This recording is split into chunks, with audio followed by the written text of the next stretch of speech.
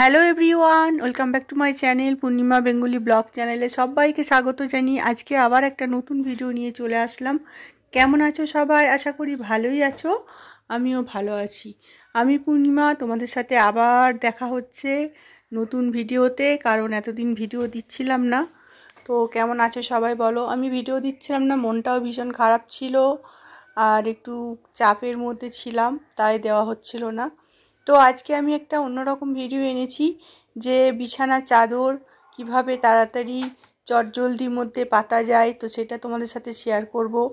আর আমার কি প্রবলেম বলো তো, বিছানার চাদর পাতা, কোমরে যেহেতু প্রবলেম, পায়ের প্রবলেম, তার জন্য খুবই কষ্ট হয় বিছানা চাদর পাততে। তো শর্টকাট কিভাবে চাদর পাতা যায় সেটাই তোমাদের সাথে শেয়ার করব। আর কিভাবে টান টান থাকবে, সরবে না, মানে যতই নড়াচড়া করো বিছানার মধ্যে গুটিয়ে যাবে না। তো সেটাই তোমার সাথে আজকে শেয়ার করব। আর এটা আমি শিখেছি কোথা থেকে তোমাদের সেটাও জানাবো। তো আমি অনেক দিন ধরে এভাবেই বিছানার চাদর চেঞ্জ করি। তো চলো দেখে নাও আমি কি করে বিছানার চাদর পাচ্ছি। তো বিছানার মধ্যে অনেক কিছু ছিল, সেগুলোকে নামিয়ে নিচ্ছি, কারণ হচ্ছে দুটো তিনটে কম্বল বালিশ সব আর কি ছিল, সেগুলো কাচা হয়েছে, অনেক কিছু ভরা হয়নি এখনও, সেই জন্য রয়েছে। তো প্রথমে বিছানার চাদরটাকে আমি নিলাম, নেওয়ার পরে দেখো প্রত্যেকটা চারটে কোণা আছে, তো ওই চারটে কোণাতে আমি ভালো করে গিট্টি মেরে নেব। ভালো করে কিন্তু গিট্টি মারতে হবে। চারটে কোণায় গিট্টি মারলে কি হবে, তোমার চাদরটা ভালো করে টান টান থাকবে।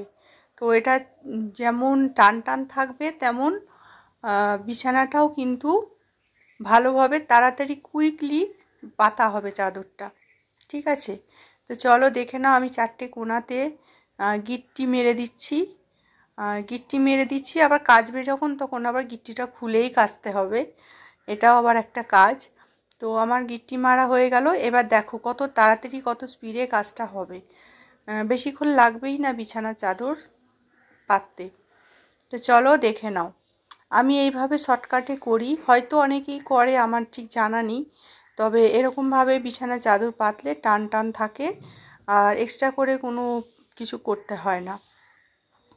তো চলো আমি দেখিয়ে দিচ্ছি, যেহেতু আমার গদিটা একটাই পাতা আছে, তো আমার অসুবিধা হয়ে যায়। প্রথমে একটা কোণা একদম একদিকে টান টান করে ওটাকে পুরো ঢুকিয়ে দিতে হবে। দেখে নাও আমি করছি।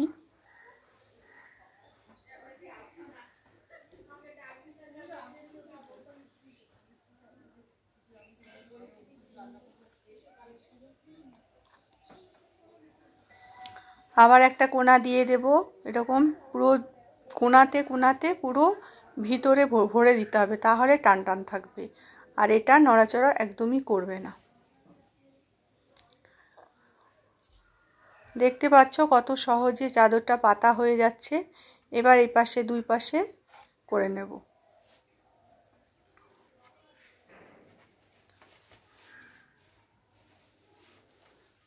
আমার তো খুব ইজি হয়ে যায়, আর টান টানও থাকে, তোমরা দেখতেই পাবে টান টান কেমন থাকে।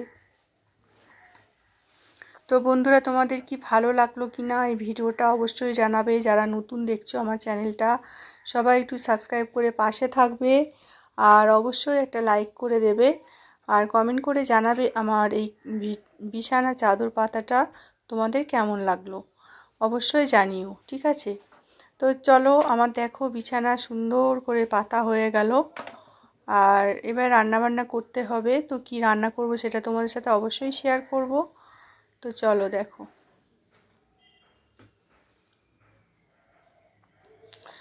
তোমরা দেখতে পারলে যে কেমন টান টান করে হয়ে গেল। এবার একটুখানি অল্প একটু বেরিয়ে আছে, সেগুলো একটুখানি চিরুনি দিয়ে, হাত দিয়ে পারি না, তাই চিরুনি দিয়ে একটুখানি এগুলো, চিরুনি বা কাঠি লাঠি যা পারবে, যে হাত দিয়েই হয়ে যায়, কিন্তু আমার হাতে হয় না।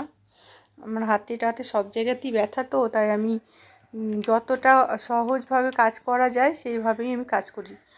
তো তোমরা দেখতে পেলে যে কী সুন্দর টান টান করে বিছানাটা পাতা হয়ে গেল।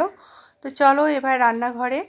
দেখো আজকে রান্না হবে আমাদের কি যেন, চিলি চিকেন আর ফ্রাইড রাইস।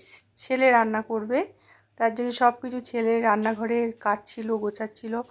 আর চিকেন পকোড়া হবে, একটুখানি চিকেন পকোড়া হবে খাওয়ার জন্য, আর এমনি চিকেনের রেসিপি হবে চিলি চিকেন আর হচ্ছে ফ্রাইড রাইস।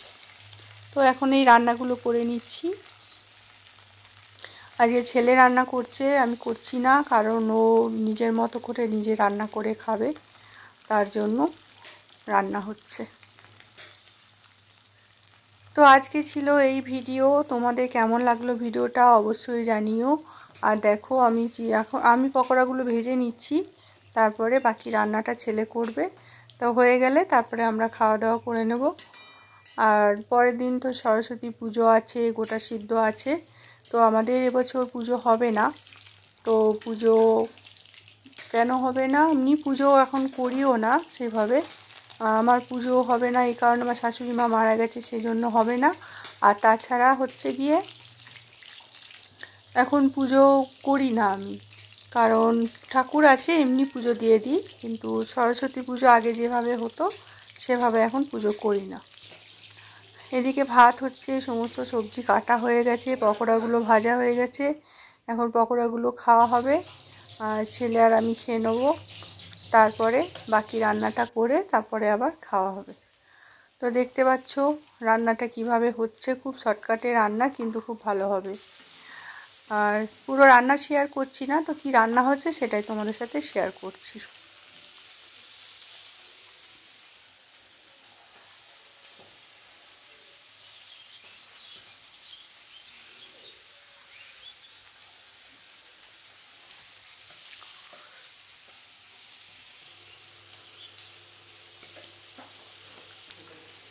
সব কিছু দিয়ে দেওয়া হলো, ফ্রাইড রাইস হচ্ছে।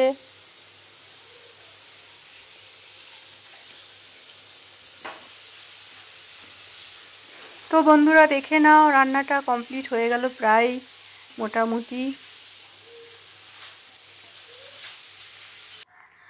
দেখো, তো ভিডিওটা ভালো লাগলে অবশ্যই শেয়ার, লাইক, কমেন্ট করে পাশে থেকো। আবার দেখা হচ্ছে নেক্সট ভিডিওতে।